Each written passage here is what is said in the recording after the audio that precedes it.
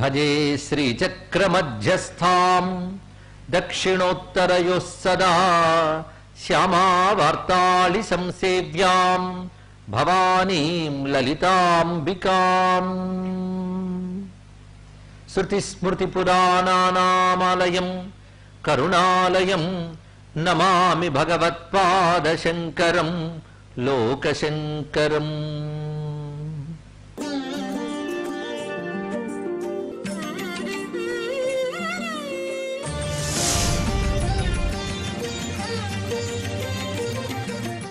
పంచదశి మంత్రాక్షరాలతో సమకూర్చినటువంటి రెండు దివ్య స్తోత్రాలను ఆధారం చేసుకుంటూ అమ్మవారిని అర్చన చేసుకుంటూ తత్వాన్ని మనం తెలుసుకుంటూ ఉన్నాం. ఈ రెండిటికి మనం ఆలంబనగా తీసుకున్నటువంటి రెండు గ్రంథాలు ఆదిశంకర భగవత్పాదుల వారు అనుగ్రహించినటువంటి మంత్రమాతృక పుష్పమాల స్తోత్రం ఒకటి, రెండవది శంకరానందుల వారు రచించినటువంటి రాజరాజేశ్వరి స్తోత్రం. ఈ రెండూ కూడా 15 శ్లోకములు 15 అక్షరాలతో గర్భితమైనవి. అందులో మొదటి 2 కూటములు మనం పూర్తి చేసుకుని 3వ కూటములోకి మనం ప్రవేశించాం. అందులో కూడా హకార సకారములు ఆ 2 అక్షరములు అయ్యాయి. 3వ కూటంలోకి వచ్చినప్పటికల్లా మనకి సకారంతో మొదలవుతుంది. అక్షరములు 3 సా కా ల వస్తాయి ఇక్కడ. ఇది ఒక్కొక్క అక్షరానికి మనం ధాత్వర్థాలు చెప్పుకున్న ఇంతవరకు అన్ని కూటములకి. కానీ సకలకి అగస్త్య మహర్షి వ్యాఖ్యానం రచిస్తూ దీని ధాత్వర్థములు విడిగా అక్కర్లేదు, ఒక్కొక్క అక్షరానికి ప్రత్యేకమని కాదు, సకలం అంటే సమస్తం అని అర్థం ఇక్కడ. అంతేకాదు కళలతో కూడినది సకలం. స కలం అది అంటే కళలతో కూడినది. కళలు అంటే భాగములు విద్యలు అని 2 అర్థములు ఉన్నాయి ఇక్కడ. భాగములు అంటే పంచభూతాలు పంచతన్మాత్రలు తత్వములే కళలు. ఈ కళలతోనే ప్రపంచమంతా నడుస్తుంది. ఈ కళలన్నీ అమ్మవారి యొక్క స్వరూపములే, అదే కళాభ్యాం అన్నాం. స కళ అంటే అలాంటి కళలతో కూడినటువంటి ఆ తల్లి అని ఆ 3 అక్షరములు తెలియజేస్తూ ఈ మూడింటిని అంటే కళలతో కూడినటువంటి జగత్తనంతటిని సృష్టి స్థితి లయ 3 ఎవరు చేస్తున్నారో అది తర్వాత బీజాక్షరం చివరిలో హ్రీంకారం దాన్ని తెలియజేస్తుంది. కానీ సకలమును సృష్టి స్థితి లయలు చేస్తున్న తల్లి గనక సకల చెప్పి తర్వాత హ్రీంకారాన్ని చెప్పారు. ఇంకొక అర్థంలో సకలమును లయం చేసుకునే తల్లి అని అర్థం ఇక్కడ. సకలము అంటే సమస్తము. సమస్తము ఏ తల్లిలో లయమవుతోందో ఆ తల్లి లలితా మహాత్రిపుర సుందరి. ఇది 3వ కూటం. 3వ కూటం ఏ పురుషార్థాన్ని ఇస్తుందని చెప్పుకున్నాం మనం? మోక్ష పురుషార్థం. మొదటిది ధర్మము జ్ఞానము అయితే, రెండవది అర్థకామములు, 3వది ముక్తి హేతువు. ముక్తి అంటే అర్థం ఏమిటి అంటే అనేకముగా కనబడుతున్నవన్నీ ఏకములో లయమవడమే మోక్షం. ఈ అనేకములైనటువంటి ప్రకృతత్వములు దేహ ప్రాణ ఇంద్రియాదులు ఇవన్నీ నేననే భ్రాంతి అనేకత్వం. ఈ అనేకత్వమంతా ఏకత్వంలో లయమవ్వాలి ఇక్కడ. ఇది పరమార్థపరమైన అర్థం ఇప్పుడు చెప్పుకుంటున్నాం. ముందు చెప్పుకున్నది ఏమిటి? సకలమంతా కూడాను ఎవరి వలన సృష్టి స్థితిలయలు చేయబడుతున్నాయో ఆ తల్లి అని 3వ కూటములకు అర్థం.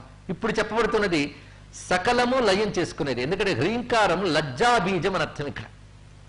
అందుకే హ్రీంకారం గురించి చెప్తూ లజ్జాపద సమారాధ్య అని ఒక నామం మనకి త్రిశతిలో కనబడుతుంది. లజ్జాపదం అంటే లజ్జను తెలియజేసే పదం హ్రీంకారం.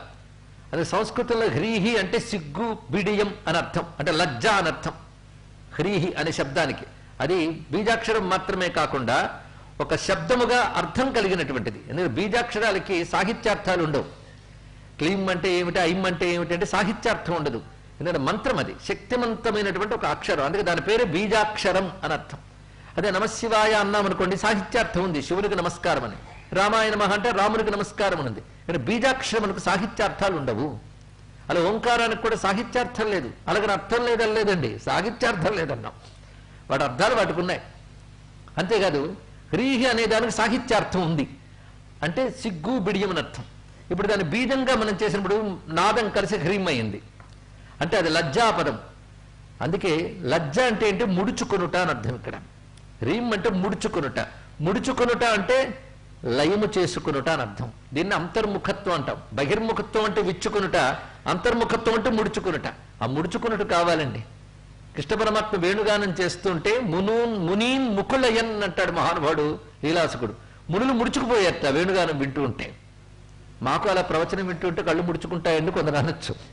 కానీ అలానే ముడుచుకోవడం కాదు ఇది. అది వినగానే అంతర్ముఖులైపోయారని అర్థం ఇక్కడ. అలాగా ముడుచుకొనుట అంటే లయము చేసుకొనుట అని. దేన్ని లయం చేసుకుంటుంది ఆవిడ? సకలమును లయం చేసుకునే తల్లి. ఇది ఆఖరి కూటముల అర్థం ఏంటంటే ఈ సమస్తం అమ్మలు లయమవుతున్నాయి. ఇది వేదాంత విచారణలో అనేకముగా కనబడుతున్న జగత్తు విచారణ ద్వారా బ్రహ్మమునందు లయమైపోతుంది. ఆఖరికి విచారణ చేసే మనస్సు కూడా బ్రహ్మములో లయమవుతుంది. ఇంకా మనస్సే లేదు ఇక్కడ. కానీ సర్వము దేని యందు లయిస్తుందో, ఏది దేనిలోనూ లయించదో అది శాశ్వత తత్వం. అది సర్వమును లయించుకున్న శక్తి. అది ఆఖరి బీజం మోక్షకారకమైన శక్తిని చెప్తుంది. అంతేకాదు మన సర్వస్వం సర్వభావాలు కూడా అమ్మకు అర్పించడం కావాలి. అదిగా మూడవ కూట వచ్చేటప్పటికల్లా ఈ అనేకములన్నీ అర్పించడమే. అది దీన్ని ప్రవిలీనం అని కూడా అంటారు. ఇది అర్చనా విధానంలో కూడాను ధర్మం జుహోమి, అధర్మం జుహోమి, పాపం జుహోమి, పుణ్యం జుహోమి అంటూ సర్వము కూడా ఇతపూర్వం ప్రాణబుద్ధి దేహ ధర్మాధికారిత, వీటన్నిటితోనూ మనస్సుతో శరీరంతో చేసినవన్నీ కూడా బ్రహ్మార్పణం భవతు స్వాహ అంటారు. బ్రహ్మార్పణం భవతు అంటే సర్వం బ్రహ్మార్పణం అయిపోయింది. సర్వం బ్రహ్మార్పణం అంటే మిగిలేదేమిటి? తెచ్చుకున్న ద్రవ్యములన్నీ అగ్నిలో వేశాం, అప్పుడేం మిగిలింది? అగ్ని మిగిలింది. కానీ సర్వం బ్రహ్మార్పణమైతే మిగిలింది ఏమిటి? బ్రహ్మమే మిగిలింది. ఏదైతే మిగిలిందో ఆ బ్రహ్మము అది మనమై మిగలడమే మోక్షం.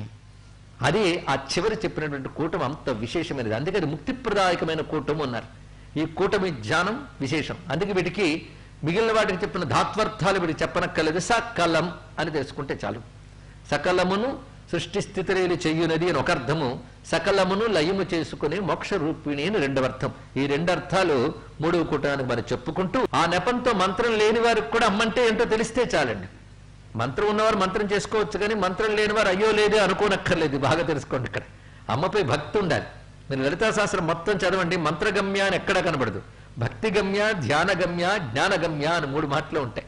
ఆ మాటకు వస్తే లలిత అనే మాట మంత్రం కదా, మననం చేసుకుంటే అదే మంత్రం అవుతుంది. అందుకు ఇక్కడ మంత్రాక్షరములతో గర్భితం చేశారు గనక మంత్రార్థం అని చెప్పుకున్నాం. మంత్రాక్షర గర్భితమైన స్తోత్రం అందరూ చదువుకోవచ్చు, దాని ఫలితం అందరూ పొందవచ్చు. అందుకే దానికి వ్యాఖ్యానిస్తున్న నెపంతో మంత్రాక్షర స్మరణ తద్భావ స్ఫురణ కూడా మనం చేసుకోవడం జరుగుతున్నది. ఇక్కడ సచ్ఛాయైర్వరకేతకీదళ రుచ ఇక్కడ నుంచి మొదలవుతున్నది మూడవ కూటం సాతో. సచ్ఛాయైర్వరకేతకీదళ రుచ అనే శ్లోకంలో తాంబూల సమర్పణం గురించి మనం చెప్పుకున్నాం. దానికి సమానంగా శంకరానందుల వారు ఇచ్చిన సర్వజ్ఞాన కళావతీం సకరుణాం సర్వేశ్వరీం సర్వగాం సత్యాం సర్వమయీం సహస్రదళజాం సత్వార్ణవోపస్థితాం సర్వార్ణవోపస్థితాం సంగాసంగ వివర్జితాం సుఖకరీం బాలార్కకోటి ప్రభాం శ్రీచక్ర ప్రియ బిందుతర్పణ పరాం శ్రీరాజరాజేశ్వరీం. ఇక్కడ వరకు చెప్పుకోవడం జరిగింది. తర్వాత అక్షరం కకారంతో మొదలు పెడుతున్నారు భగవత్పాదుల వారు. అది అర్చనకి ఎలా చూపిస్తున్నారు ఉపచారాల్లో. ఇక్కడ అమ్మవారికి ఆరార్తికం ఇవ్వడం ఒకటి, దీపాలు ఇవ్వడం ఒకటి, అదేవిధంగా నృత్య గీతాది ఉపచారములు సమర్పించడం ఒకటి. అంటే ఒక్క శ్లోకంలో ఎన్ని ఉపచారాలు ఉన్నాయో చూడండి. ఇక్కడ పూజాంతంలో నీరాజనం ఇవ్వడం గొప్ప ప్రక్రియ. ఆ సమయంలో చాలా మందికి ఆనందం కూడా కలుగుతుంది, ఎందుకంటే పూజ అయిపోయిందని. అది కాదండి, ఆ నీరాజనం అనేది చాలా మంచి ప్రక్రియ. అందుకే మనకు ఉత్తరాదిలో మొదలైన చోట హారతికి ఎక్కువ ప్రాధాన్యం ఇస్తారు. ఆరార్తికం అనే మాట నుంచి హారతి అనే శబ్దం మనకి వచ్చింది. ఆరతి హారతి కొందరు పెడతారు, కానీ ఆరార్తికం అంటే రకరకాల ఒత్తులతో నీరాజనాలు ఇవ్వడం. ఇది పెద్ద ప్రక్రియ. మామూలుగా కర్పూర నీరాజనం పక్కన పెట్టేస్తాను నిత్యం చేసేటప్పుడు, కానీ పంచవర్తుల హారతి, అదేవిధంగా 1, 2, 3 సంఖ్య పెంచుకుంటూ రకరకాల వృత్తులతో ఇవ్వడం కనబడుతుంది. నక్షత్ర హారతి అంటూ కుంభహారతి అని ప్రత్యేకంగా చెప్తారు. ఇవన్నీ రకరకాల హారతులు. ఈ హారతులకు చాలా విశేషమైనటువంటి అంశం ఉన్నది. అలాంటి హారతులు ఇక్కడ ఇస్తున్నారు గురువుగారు. కన్యాభికమనీయ కాంతిభిరలంకారామలారార్తిక పాత్రే మౌక్తిక చిత్ర పంక్తి విలసత్కర్పూర దీపాళిభి తత్తాళ మృదంగ గీత సహితం నృత్యత్పదాంభోరుహం మంత్రారాధన పూర్వకం సునిహితం నీరాజనం గృహ్యతాం. విశేషించి నీరాజనోపచారం ఎప్పుడు చేయాలి? తాంబూల సమర్పణం తర్వాత. తాంబూలం ఇచ్చిన తర్వాత తాంబూల చర్వణానంతరం శుద్ధ ఆచమనీయం సమర్పయామి అని కదా నీరాజన ఇస్తాం. తాంబూలం పూర్తి చేసుకున్న తాంబూల ప్రక్రియ ఉన్నది. అసలు అమ్మవారి తాంబూలాన్ని ఒక్కసారి ధ్యానించడం చాలా విశేషం. దీనిలో కూడా ఒక తాత్వికార్థాన్ని పెద్దలు చెప్పారు. తాంబూలం ఇచ్చేటప్పుడు రకరకాల పదార్థాలు ఉంటాయి, కానీ అమ్మది స్వీకరించిన తర్వాత వాటి వేటికి లేని రంగు వస్తుంది. మీరు గమనించారు, దాని ఒక్క రంగు కూడా మిగలదు. సున్నం తెలుపు గాని, ఆకు ఆకుపచ్చతనం గాని, ఆ లోపల వేసిన పోక యొక్క వర్ణం గాని, మిగిలిన ద్రవ్యములు గాని వేటి వర్ణము దానికి ఉండదు. ఒకే వర్ణం అయిపోతుంది ఇక్కడ. అరుణ వర్ణం. అరుణం ఎవరు? ఆవిడే. అనేకమంతా ఏకమవడం అనేది అక్కడ కనబడుతుందండి. ఆవిడ వర్ణమే అవుతుంది ఇక్కడ. అందుకే త్రిపుటి ఏకత్వమే తాంబూలం మనకు నిర్వచనం చెప్పారు ఇక్కడ. ఉపచారాన్ని కూడా ఉపనిషత్తులుగా చూడడం అనేటువంటి భూమికలోకి మనం వెళ్ళాలి ఇక్కడ. మరొక అందమైన అంశం ఏంటంటే అమ్మవారి తాంబూల ధ్యానం విశేషమని. ఈ తాంబూల ప్రసాదం కోసం సుబ్రహ్మణ్య స్వామి మొదలైన వారు ఎదురు చూస్తూ ఉంటారని భగవత్పాదుల వారు రచించారు ఇక్కడ. ఆ తారకాసుర సంహారం మొదలైనవన్నీ చేసుకొచ్చిన తర్వాత ఆ పెట్టుకున్న కిరీటాలు తీసి అమ్మ దగ్గర నిలబెడతారట. విజయం సాధించేవారైనా సంతోషం అంటూ ఆవిడ వేసుకున్న తాంబూలపు ముక్కిస్తుందట తల్లి ఇక్కడ. చాలా విశేషమైన అంశం ఇక్కడ. అమ్మవారు అది ఇవ్వడం పిల్లలకి తల్లి ఇచ్చినట్లే. అది ఎక్కడి నుంచి వచ్చింది? అమ్మవారి ముఖం అనగానే మనం గుర్తుపెట్టుకోవాల్సింది మంత్ర శరీరం అమ్మవారిది. అది మాంస అస్థిమయమైనటువంటి పంచభూత వికార దేహం కాదు. ఎప్పుడు దేవతను తలంచుకున్నా ఆ దేహాల గురించి ఇవి తెలుసుకోవాలి.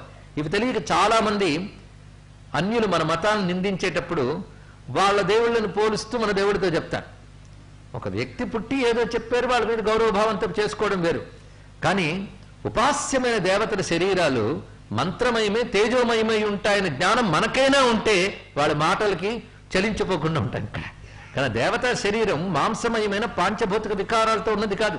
అది మంత్రమయమై, విశ్వమయమై, సర్వదేవతామయమై ఉన్నటువంటి సంపూర్ణ విశ్వచాలన శక్తే దేవతాకృతి.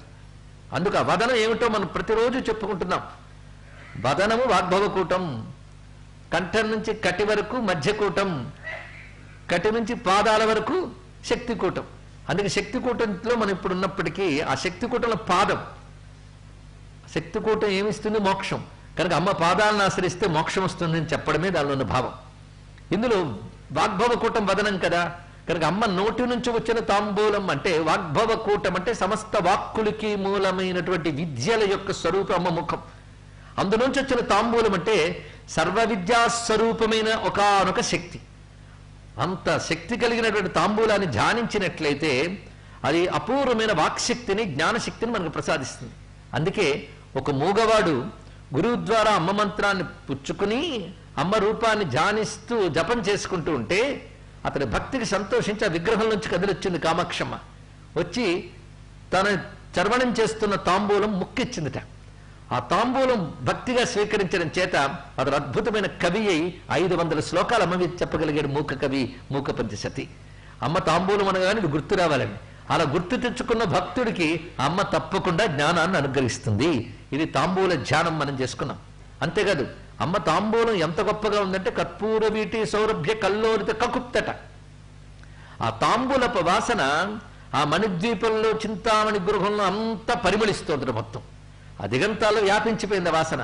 దీన్ని బట్టి అర్థం ఏంటంటే అమ్మ వల్ల మనకు వచ్చిన విద్య అది అంతటా వ్యాపిస్తుంది. అంటే ఆ విద్య ప్రచారం అవుతుంది, కీర్తి రూపంగా వ్యాపిస్తుంది. అంటే విద్య అంతటా వ్యాపించాలి కదా. గురువు నుంచి శిష్యులకి, అలాగే తెలుసుకోవాలనుకున్న వాళ్ళకి తెలిసిన వాళ్ళ నుంచి వ్యాపించాలి కదా. అలా వ్యాపించే లక్షణమే ఆమోదము, ఆ పరిమళం. అది చూపించిన అర్థం. అందుకే తత్వం తెలిసి రూపాన్ని మనం ధ్యానించినట్లయితే అందులోని దివ్యత్వం తెలుస్తుంది. తెలియకపోతే మనలాంటి ఒకానొక రూపాన్ని మనం తలంచుకుంటున్నామనే భ్రాంతి మిగులుతుంది ఇక్కడ. మనకు ధ్యానానికి అనువుగా అమ్మ రూపం ధరించేందే తప్ప మన వంటి రూపం కాదు ఇది ఇక్కడ. అది సచ్చిదానందమయమై, తేజోమయమై లీలగా అమ్మ ధరించినటువంటి విశ్వ చైతన్య, మంత్ర చైతన్య, దేవతా చైతన్యాల్ని వ్యక్తపరిచే స్వరూపమే అమ్మవారిది. అందుకు అమ్మవారి యొక్క తాంబూలం ధ్యానించిన తర్వాత నీరాజన ఎలా ఇస్తున్నారంటే అనేక మంది దేవకన్యలు అక్కడి నుండి నీరాజనాలు ఇస్తున్నారు. కన్యాభి, దేవకన్యలు అక్కడుంటూ కమనీయ కాంతిభిరలంకారై, వాళ్ళు కూడా చక్కగా అలంకారములు చేసుకున్నారు.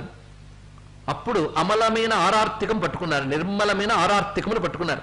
ఎలాగంటే పాత్రే మౌక్తిక చిత్ర పంక్తి విలసత్ కర్పూర దీపాళిభి, అనేక రకాల పాత్రలతో ఆరార్తికములు ఇవ్వడమే కాకుండా ముత్యాలు పొదిగినటువంటి పళ్ళెరాల్లో కర్పూరములు పెట్టి హారతలిస్తున్నారు. ముత్యాల హారతి అని మనం వింటూ ఉంటాం.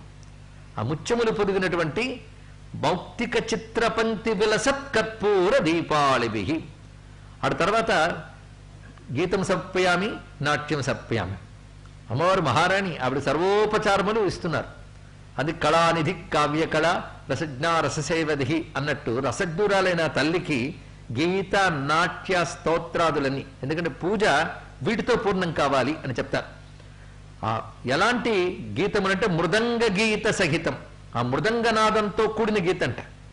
ఆ చెప్పేటప్పుడు గురువు గారు ఎంత గొప్ప రచన. శంకర భగవత్పాదుల వారి కవిత్వం అని ఎవరైనా రీసెర్చ్ చేస్తే అద్భుతమైన అంశాలు బయటకు వస్తాయి. కవిత్వము, తత్వము, అందులో ఉన్న రకరకాల సౌందర్యాలు, వీటి మీద పరిశోధనలు చాలా చాలా జరగాలి. సిద్ధాంత భేదాలతో కొట్టుకులాడేటువంటి వారు అసలు రహస్యాలు తెలుసుకోలేకపోతున్నారు. అందుకు శంకర వాంగ్మయం గారిని పరిశీలిస్తే కాళిదాసాది కవులకు కూడా ఏమీ తీసుకోరు ఆయన. కానీ కవిత్వాన్ని మించిపోయిన తత్వం ఇచ్చాడు కనుక తత్వవేత్తగానే మనందరం తెలుసుకుంటున్నాం. కానీ ఏమి కవిత్వము. అయితే తాళం తకారంతో వేస్తారు, తత్తద్ధిమితక ఇలాంటి శబ్దాలు. దాన్ని ఎంత చక్కగా వీళ్ళు పొదిగించారంటే తత్తత్తాళ మృదంగ గీత సహితం. చదివేటప్పుడే తత్తత్తాళ అన్నప్పుడు ఆ తకధిమి ఇచ్చే జతులు చూపించాడు. కానీ ఇది జతి అన్నప్పుడు దానికి అర్థం ఉండదు. తద్ధిమితక అంటే వాడికి అర్థాల్లో, కానీ ఇక్కడ అర్థం ఉంది. తత్తత్తాళ అంటే ఆయా తాళములతో అని అర్థం. ఇక్కడ తత్తత్తాళ ఆయా తాళములతో కూడినటువంటి మృదంగ గీత సహితం. ఆ గీతములతో పాటు నృత్యత్పదాంభోరుహం, తమ పాదపద్మాలతో చక్కగా అందంగా నృత్యం చేస్తున్నారు. ఎవరు? కన్యాభిహి. అంటే కొందరు కన్యలు నీరాజనం ఇస్తూ ఉంటే, కొందరు గానములు చేస్తూ ఉంటే, కొందరు నృత్యములు చేస్తూ ఉంటే, మరికొంతమంది మంత్రములు చదువుతూ మంత్రపుష్పములు ఇస్తూ ఉంటే, మంత్రారాధన పూర్వకం సునిహితం చక్కగా సమర్పించబడిన నీరాజనం గృహ్యతాం. ఆ నీరాజనాన్ని తీసుకో తల్లి. నీరాజనం ఇచ్చేటప్పుడు గానము, నాట్యము, అదేవిధంగా మంత్రము ఇవన్నీ కలిసి నీరాజనాలు ఇవ్వడం అనేది కనబడుతుంది ఇక్కడ. ఈ దివ్యమైనటువంటి ఆ నీరాజన స్వరూపాన్ని మరొక మానస పూజా స్తోత్రంలో కూడా భగవత్పాదుల వారు చాలా చక్కగా చూపిస్తూ అనేక మంది అనేక రకాలుగా ఎలాగా అమ్మవారికి నీరాజనాలు ఇస్తున్నారంటే కాచిద్గాయతి కిన్నరీ కలరవం వాజ్యందధానోర్వశీ రంభా నృత్యతి కేళి మంజుల పదం మాత పురస్తాత్తవ కృత్యం ప్రోజ్జుసరస్త్రియో మధుమద వ్యాఘూర్ణమానేక్షణం నిత్యానంద సుధాంబుధిం తవ ముఖం పశ్యంతి హృష్యంతి చ. వాళ్ళందరూ సంగీతాలు పాడుతూ, అందులో కొంతమంది కిన్నరాంగంలో అవ్యక్తమైన మధురమైన శబ్దం వచ్చేటట్టు గానం చేస్తున్నారు. ఊర్వశి వాద్యం దాల్చి వాయిస్తుంది అక్కడ. అంతేకాదు అనేక మంది దేవాంగనలు, అప్సరకాంతలు అమ్మ ముందు పాడుతూ నాట్యం చేస్తున్నప్పుడు వాళ్ళ దృష్టంతా అమ్మ ముఖం మీద ఉందిటండి ఇక్కడ. ఎందుకంటే అమ్మ అవి వింటూ ఆనంద పారవస్యంతో కన్నులు అరమోడ్చి చిరునవ్వు నవ్వుతుంది. అది చూడాలని వాళ్ళందరూ తాపత్రయం ఇక్కడ. ఎందుకంటే మేము ఇంత చేసిన దానికి అమ్మ సంతోషించాలి, అది వాళ్ళు చూస్తున్నారు. ఆవిడ పరవశంతో వ్యాఘూర్ణమానేక్షణ పరవశంతో కళ్ళుని ఇలా తిప్పుతుందట. ఆ తిప్పుతూ ఉంటే ఆ ముఖాన్ని చూసి నిత్యానంద సుధాంబుధిం తవ ముఖం పశ్యంతి హృష్యంతి చ. వాళ్ళు నృత్యంతి పశ్యంతి హృష్యంతి. నాట్యం చేస్తూ నీ ముఖాన్ని చూస్తున్నారు, నీ ముఖం చూడడం వల్ల వాళ్ళు మురిసిపోతున్నారు తల్లి అని చెప్తూ, అప్పుడు అమ్మవారి యొక్క ఆ దివ్యమైనటువంటి ఆ వదన సౌందర్యం దర్శించేటప్పుడు ఎలా ఉంటుంది అంటే తాంబూలాద్భోసి తాంబూలోద్భాసి వక్త్రైః త్వదమల వదనాలోకనోల్లాసి నేత్రైః చక్రస్థైః శక్తి సంఘైః పరిహృత విషయా సంగమాకర్ణ్యమానం గీతాజ్ఞాభిప్రకామం మధురస మధురం వాదితం కిన్నరీభిః వీణాఝంకారనాదం కలయ పరశివానంద సంధాన హేతోః. ఆ దివ్యమైనటువంటి నాదములు అక్కడ వస్తూ ఉంటే అమ్మవారి చుట్టూ ఆవరణ దేవతలు కూర్చున్నారు కదా, నవావరణలో ఉన్నటువంటి దేవతలందరూ కూర్చున్నారు. చక్రస్థై శక్తి సంఘై. ఆ శక్తి సమూహం అంతా కూడా వీళ్ళు చేస్తున్న నృత్యాలకు వాళ్ళు ఆనందిస్తూనే ఎంత బాగా ఉన్నది, అమ్మ ఎలా ఆనందిస్తుందని చూస్తున్నట్టు వాళ్ళు కూడా. ఆవిడ ఆనందం చూసి వీళ్ళకి మళ్ళీ పరమ ఆనందంగా ఉంది. మొత్తానికి ఆ నాదములు, అమ్మవారి ఆనందము ఇది చూస్తూ ఉంటే పరశివానంద సంధాన హేతోహో, అది పరశివానందాన్ని కలిగిస్తున్నది, అంటే పరబ్రహ్మానందాన్ని ప్రాప్తింపజేస్తున్నది అంటూ అమ్మవారికి ఇచ్చినటువంటి ఆ నీరాజన విధానాలు ఇంత చక్కగా దర్శించారు. ఇప్పుడు కకారంతో కన్యాభిహి అని చెప్పుకున్నాం. భగవత్పాదుల వారి రచన. శంకరానందుల వారు అమ్మవారి యొక్క స్వరూపాన్ని ఆవిష్కరిస్తున్నారు ఇక్కడ.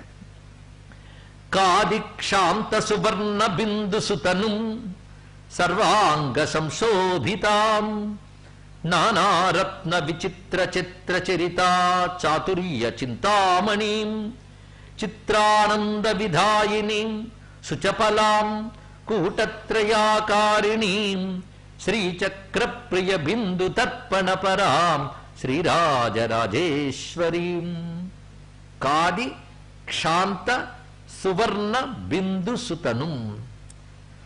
అమ్మవారి స్వరూపాన్ని అక్షర రూపాలుగా తెలుసుకుని గాని ఆరాధన చేస్తే అది గొప్ప ఉపాసన అని పెద్దలు చెప్తారు. అందుకే అక్షరములతో కూడి అమ్మవారిని కొలుచుకోవడం, అక్షరాలన్నీ అమ్మవారి రూపంలో తెలుసుకోవడం మీకు తెలియాలి. అందుకే మాతృకావర్ణములకు చాలా ప్రాధాన్యం ఇచ్చారు. మాతృకావర్ణములు అంటే ఏంటో చెప్పుకున్నాం కదా, 50 అక్షరాలు, మంత్రములన్నీ అందులోంచి వచ్చాయి. అసలు అమ్మవారి మంత్రం ఏమిటయ్యా అంటే 50 అక్షరాలు అమ్మవారి మంత్రములే అన్నారు ఇక్కడ. అది గొప్ప విశేషం అండి. అందుకే మరి మాకు మంత్రాలు ఏమి లేవండి అంటే ఆకారం నుంచి క్షకారం వరకు రోజు చదువుకుంటే అదే మంత్రం. మీ పిల్లల చేత మంత్రాలు చేయించండి. అక్షరాభ్యాసమే మంత్రోపాసన, మరొకటి కాదు. అక్షరాభ్యాసం ఎప్పుడు చేసుకోవాలి. అంతే కదా, అక్షరాలని మాత్రం రోజు ఒకసారి అనుకుంటే అది దివ్యమైనటువంటి శక్తినిస్తుంది. అందుకే మన పెద్దవాళ్ళు అక్షరాభ్యాసం రూపంలో అక్షర క్రమం పెట్టడానికి అర్థం ఏంటంటే ఊరికిన అల్ఫాబెట్స్ నేర్చుకోవడానికి కాదు. అవి భుక్తి కోసం బ్రతికే జీవులు చేస్తారు. కానీ ముక్తి కోసం బ్రతకవలసిన భారతీయులు భుక్తి ముక్తి రెండిటి కోసం పనికొచ్చేటట్టు అక్షరాలను తీర్చిదిద్దారండి ఇక్కడ. ఆ అక్షర క్రమంగానే ఒక్కసారి అనుకుంటే మన శరీరంలో ఏ యోగ కేంద్రాలు స్పందిస్తాయి, వాటి ప్రభావం ఎలా ఉంటుందని పెద్ద శాస్త్రం. అది అక్షర క్రమం శివుని డమరకం నుంచి వచ్చినటువంటి పద్ధతిగా చెప్తూ దానిపై నందికేశ్వరుడు కారికలు రచిస్తే, ఉపమన్యువు దానికి భాష్యం రచిస్తే కేవలం అకారం నుంచి క్షకారం అనుకున్న అక్షరాలపై ఒక శాస్త్రం తయారైంది. అంత విశేషమైన అంశం ఉంది. అక్షర రూపిణిగా అమ్మవారిని చూడాలని ఈ శ్లోకంలో చెప్తున్నారు శంకరానందుల వారు. అక్షరములు అంటే అకారం నుంచి క్షకారం వరకు ఉన్న అక్షరములు ఒకటి, మంత్రాక్షరాలు ఒకటి. మరి ఏ మంత్రం మనకు ఉపదేశింపబడిందో ఆ మంత్రంలో ప్రత్యక్షరానికి ఒక శక్తి ఉంటుంది. అంతేగాని మంత్రానికి అర్థం చెప్పండి అర్థం చెప్పండి ఎన్నెన్ని అర్థాలు చెప్తాం. ఒక అర్థం చెప్పి వదిలేస్తే సరిపోదు. మంత్రంలో ఎన్నో అర్థాలు ఉంటాయి. అవి సాధన చెయ్యగా చెయ్యగా చెయ్యగా అనుభవానికి వస్తాయి. అంతే ఇక్కడ.